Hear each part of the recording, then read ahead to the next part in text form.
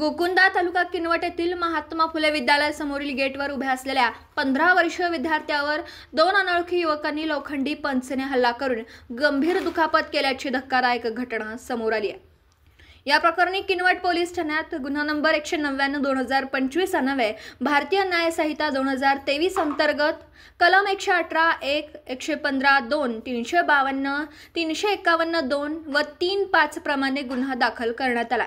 प्राप्त माहितीनुसार फिर्यादी मिलन रवींद्र राठोड वय वर्ष 15 राहणार रामपूर तांडा तालुका किनवट हा दिनांक 22 जून रोजी दुपारी अंदाजे 2 ते 3 वाजण्याच्या सुमारास गोकुंदा येथील महात्मा फुले विद्यालयाच्या समोर गेटवर उभा होता।